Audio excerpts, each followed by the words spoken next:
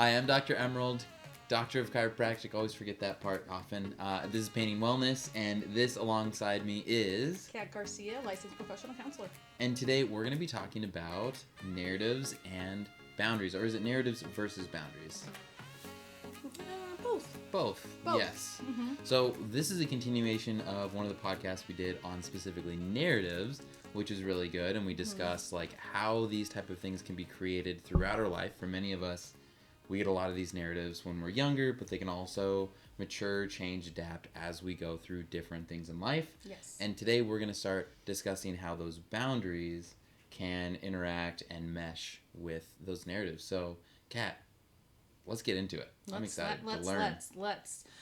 So when we talked about last time, one of the things that we talk a lot about in counseling is narratives. And these are things that we carry with us based on experiences, right? So a lot of us carry this idea of maybe I am not enough.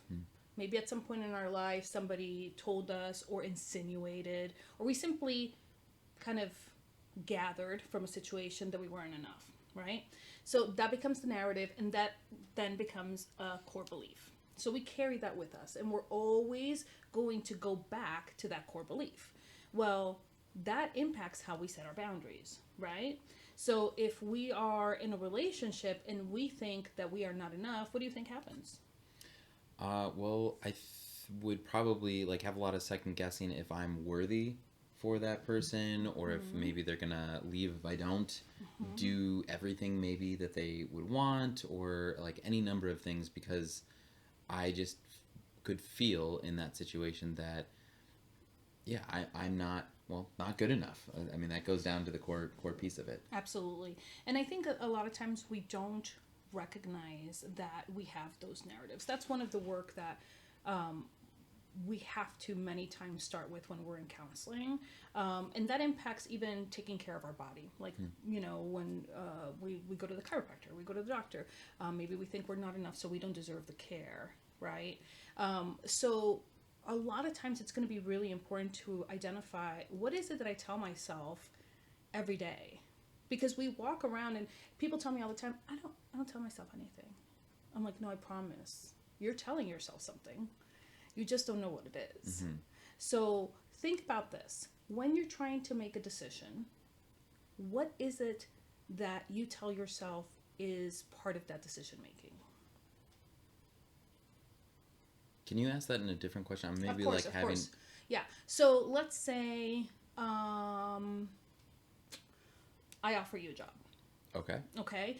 And it's a job you've never done before, but you really want it. It's good money, but there's stuff, you know, that you haven't done. And it's like like a promotion. Yeah. Right? So when you're thinking about whether or not to take the job, what kind of things do you think about?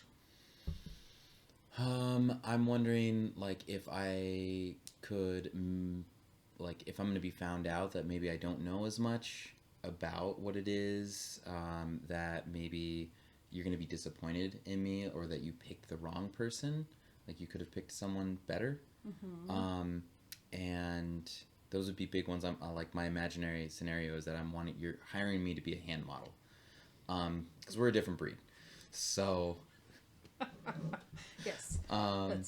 So those are some of the things that I'm thinking about, that I'm just not gonna like your nails are not as good as somebody else's. Or like I'm gonna start nitpicking. I'm like, well, I have like this weird like cut here, and maybe like that's gonna blow this whole thing, or I'm gonna like really zoom in on things that I probably only think about. Correct. And notice. So maybe not only is this decision that you're trying to make about your hand modeling career based on this idea that you are not enough, your hands are not good enough, but maybe when, I don't know, you are at work helping your patients, you put gloves on because you are worried that they will see your hands and therefore judge you as a doctor because you don't have hands that are good enough. Or maybe you don't touch your girlfriend's face because you feel like there's calluses and your hands are icky, and right? So every decision that you make is going to based on that narrative that my hands are not good enough. Interesting. Okay. So but you don't even notice. Yeah. So, but it like starts to affect our choices in so many different ways that we're not even processing. We don't necessarily think it's because of that core belief. Absolutely. Got Absolutely. it. Because sometimes we don't know that that's our core belief, that that is the narrative that we tell ourselves. Mm-hmm. And you have to remember the narratives are what we tell ourselves, about other people, and what other people think of us.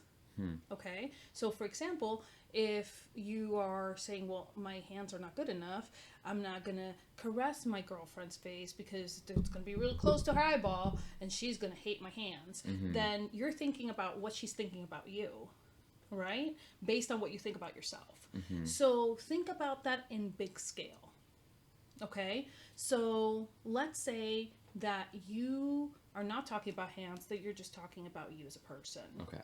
And you don't want to get close to people because you don't think that you're lovable, or that you're not enough to be loved, or that you're not enough to deserve respect, or you're not enough to get that job that you really, really want. So you get stuck in this job that isn't paying your bills, right? Or you don't go after what you really want because you just don't think that you're enough. So these narratives really impact how we move around in our life. Okay. I can see like with these narratives, they show up in when we're talking about it, like sneaky ways, like Oh yeah. in the sense it's like, oh well, I'm not going to go to, I don't know, that networking event because I'm Yes. shy, or like I don't Yes. know what to talk about, or I would Correct. embarrass myself, or any number of things where like at that surface level it's not because I wouldn't say, oh, it's not because I don't love myself, it's because of this other thing. Correct. When it really comes down to, when we think about it, it really, if I said, okay, well, let's say you were my client and I was saying, okay, well, you didn't go to that networking event because why? Well, I was super Oh. busy. Oh, really? You couldn't Yeah. make time. The 30 minutes, you couldn't make time for that. Or, oh, I didn't know what I was going to say. Okay, so what if you didn't know what to say? What did that say about you? And what happens is, as you peel back the layers of bullshit, right? Because that we make up, it's that idea that I'm just not enough. I'm not enough. And then here come the boundaries. So narratives, right? Narratives are what we tell ourselves, about other people, and what people think about us. And then boundaries are about us. Okay. So, and this is really important because a lot of people think that boundaries are about other people. I was just gonna say, like, when you said that started bleeding in. I was like, oh, I thought those were like how what am I trying to say? But like, yeah, having boundaries with other people. But you can have Yes. boundaries with yourself. But you can have boundaries with yourself, and you have to remember, boundaries are about you. So if I say, if you're going to speak to me that way, I don't want to be part of this conversation. That is not about you. You can choose to speak that way, just not with me. Because my boundary is that you're not going to speak to me that way. So that's my boundary. My boundary is to protect myself, not to tell other people what to do. Does that make sense? And that seems like a really great way of, if someone is giving you pushback of like, well, don't control me. It's like, well, this isn't about you. Correct. This is about what I need and ways that, as you said, I protect myself and what I'm willing to deal with, I guess. Yes. Yeah. And so when we live our life and we have a bad narrative about ourselves, or a negative core belief like I am not enough, when you are going to set boundaries, you don't set healthy boundaries. Because if I don't think I'm enough, maybe I unconsciously think that it's okay for you to speak to me that way, because I'm not really that important. So in the context of the big picture, I mean, I deserve to be spoken to like somebody that's not enough. Now, we have to remember that, logically speaking, most people are not going to be like, oh yes, I let people talk to me like that because I don't think I'm enough. But a lot of people will say, well, I don't want confrontation, or, that's just who they are, or I just don't, it just makes me nervous because, they're going to get upset if I say that, or whatever, right? And so the reality is that people that respect you will in fact respect your boundaries, because again, it's not about them, it's about us. It's about protecting ourselves. So if I say, if I'm having a conversation and I don't like to be yelled at, it's a trigger for me. I don't like that. And I say, can you please not speak to me that way. And you're like, well, I talk however I want. And I'm like, okay, well, then this conversation is over. When you calm down, you can speak to me, or we can speak, and you don't respect that, you are not respecting me. Because I'm telling you that boundary is my boundary, right?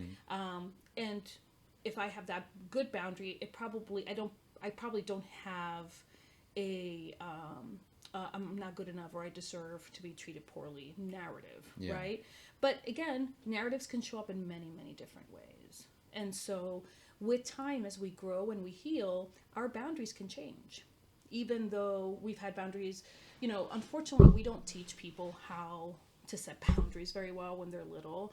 And in fact, we almost encourage poor boundaries. It's really weird. Like, say, hug your Uncle Tommy, even though he's weird and he touches children. I don't know. Well, it's a thing, right? Yeah. Or, hey, I know that, my friend's really creepy, but it's okay. You can go with them to pick up food. And the kid's like, I don't want to do that. But with kids, a lot of times we push them to do things like that. And even with adults, we push boundaries like that. And I'm even thinking, like, excuse me, as you said, it shows up in so many different ways. One of the ways that it came up, for me, it's like, no, it's fine. Have the cake. Eat the cake. You really, it's so good. It's so this. Like, don't you love me if you don't eat this cake? Like, I did all this thing for you. And it's like, Correct. then it all gets like, so there's so many ways that this can really show up for us. As an adult or as a child. I can definitely see, like, I've seen that at a birthday party or whatever. Absolutely. It's like, I don't really want that. And it's like, yeah. Well, it's so funny, and I'm sharing this with permission. I had a client share this with me, and she's like, I hope this makes it on your podcast. And I said, do you give me permission? And she's like, absolutely. And I said, great, because the next podcast we're going to do is on boundaries. And she told me the story about she had a pet that was ill, and her mother had invited her and her husband to a vacation, and they said no because kitty or doggy is ill, and we don't want to go, right? And her mom proceeded to buy the tickets anyway, and she's like, I said I don't want to go. Well, no, yeah, you want to go. You want to go? She's like, no, because my pet is really sick and I don't want to go. No, but I already bought you the tickets. She's like, but I told you not to. And I think what's very interesting is that, just going on what you just said, the parent was very insistent, and my client and her husband were like, listen, I will give you the money back, we'll pay you back, we're just not going to go. And the parent, and this is the kicker, said, no, don't pay me back. I just want to bitch about it. Literally. I was flabbergasted, and then the client and I just laughed together because, I think I've never heard that in my life. Like, no. I'm not respecting your boundary, and because you're setting a boundary, I just want to bitch about it, and I want to be angry about it. And I was like, there's a weird connection there of like really good insight and like terrible boundaries. But we think about how often that happens. Like, I don't want to go. No, yes, you want to go. You do want to go, and let's not talk about how that's gaslighting, right? But, and even think about it when that piece, what came up right then is like, sometimes it's done in what the person that's pushing the boundary thinks is in good nature. Like, I'm helping you. Like, I know you don't want to go, but like, this would make you feel so much better. And I do think that there's probably like the serious gray lines of like, it is, sometimes I can say for myself, I do need a little bit of a push. But then there's that extra push where you're like, okay, now, like, no, I really don't want to go. But yeah. Absolutely. So it's not black and white in any of these things. Absolutely not. And I think when we think of toddlers, we think, what do you say when kids are like 2 and 3 and 4 and 5 and 13? Send them to boarding school? No. It's like, oh, they're just testing their boundaries. Don't we say that? They're testing their boundaries. They're not testing their boundaries. They're testing your boundaries. They're testing your boundaries. What are your boundaries, and will you hold to them? They're not testing their boundaries. They have no boundaries established yet because they're children, not 13-year-olds. They just want to irritate you. But the smaller children, right? And so we say, oh, they're just, or we say they're pushing boundaries, which is actually a more correct verbiage. They are pushing boundaries, and this is where, and again, we can do a whole nother episode on parenting, but this is where parents need to remember that we need to be consistent and have really good follow through, because when we allow children, just like adults, to push our boundaries or violate our boundaries, we are creating a pattern of accepting other people treating us that way. And I believe it was Eleanor Roosevelt that said that people will treat you how you allow them to. And she said it much more beautifully and more eloquent.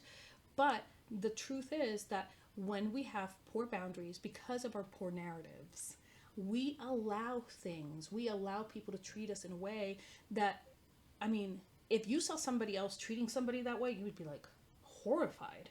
And yet we allow it for ourselves, right?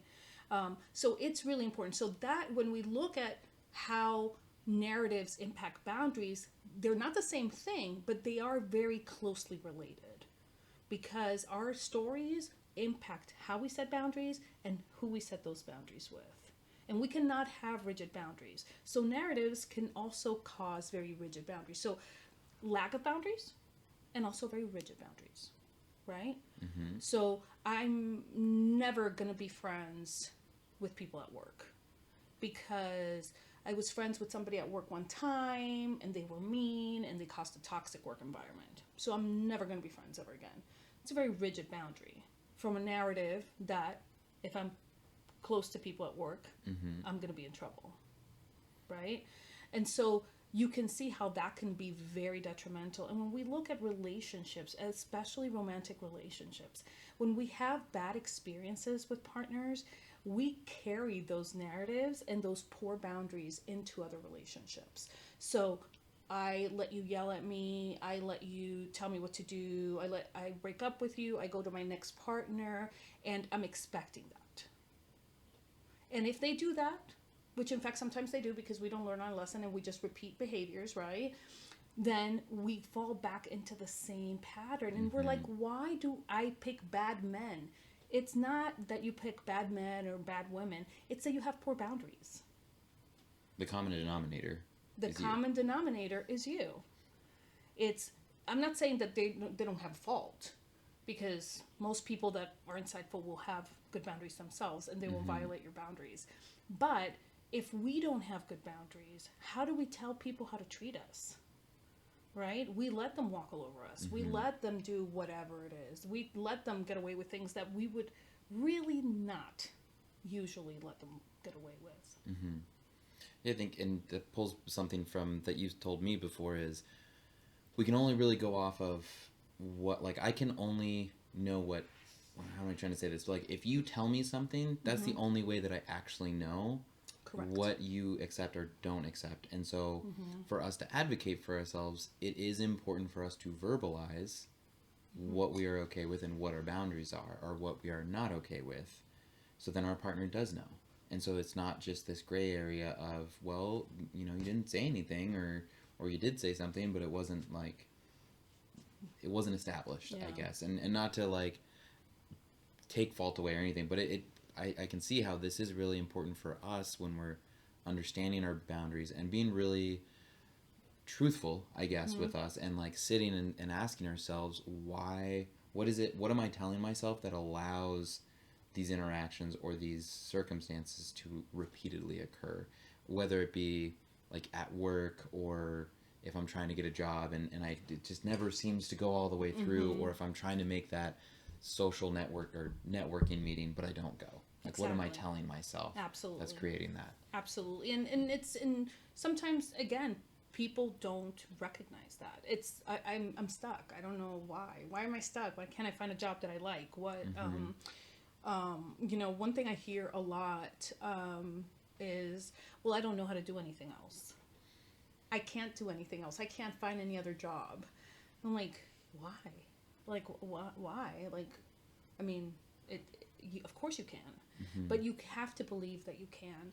And so I think that it's really important. And with boundaries, what you said is very, very true. And I work with a lot of couples that are either polyamory or that are in the lifestyle of swing, like ethical non-monogamy. Mm-hmm. And we talk a lot about boundaries. And one of the things that we talk about is the change in boundaries and Mm. identifying boundaries that haven't happened yet.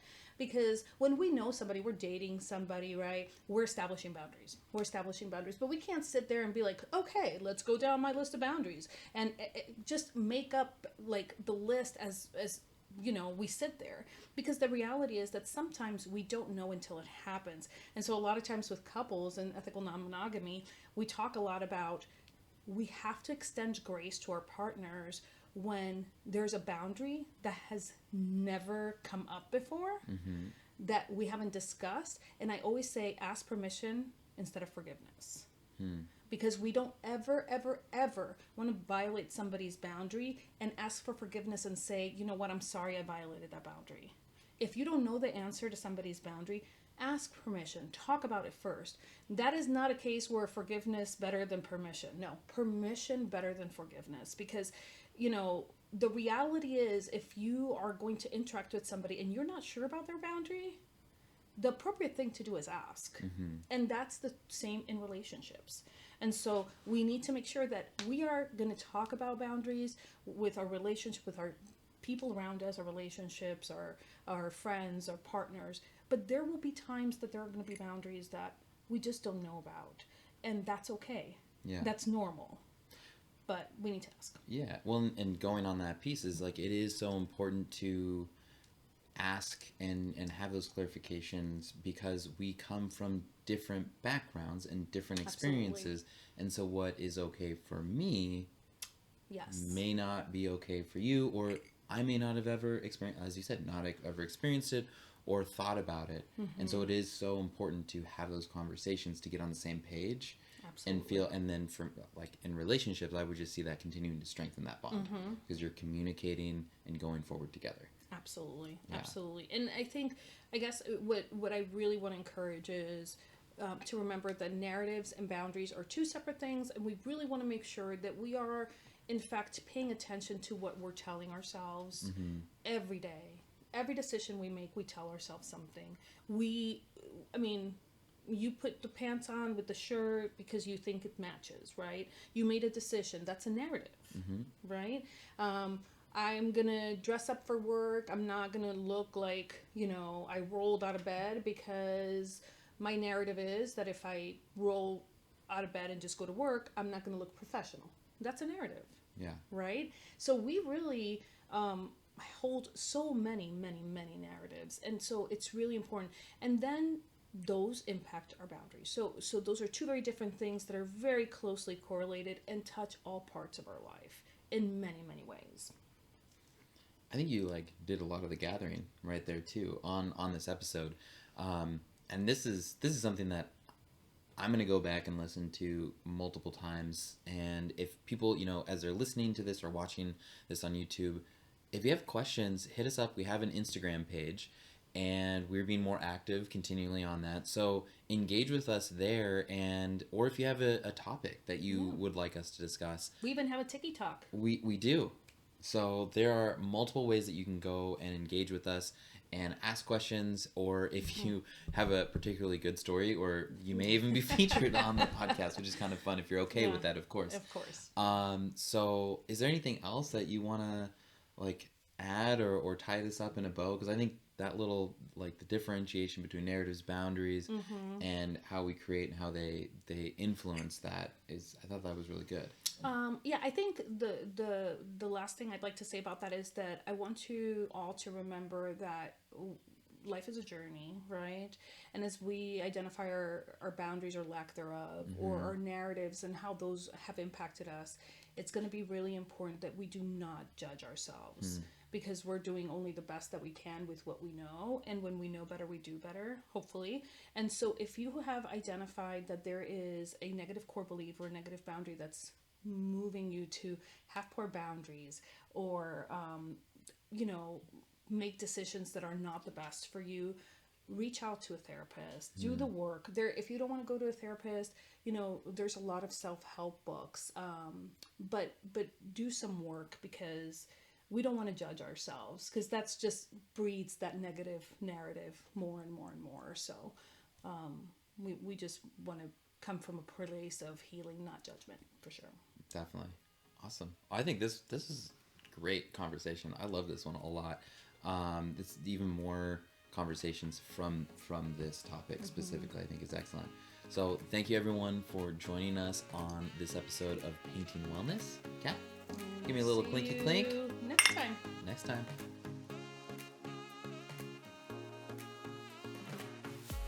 One, two. Still got it. Hey everyone, I'm Dr. Emerald. You may remember me from such podcasts as Narratives. You watched The Simpsons before? There's like a... They predict everything. Oh, that's what I've heard. Yeah. So Nostradamus style. Nostradamus? Alright, let's restart that. Sorry. I'll get serious now. I am Dr. Emerald, Doctor of Chiropractic.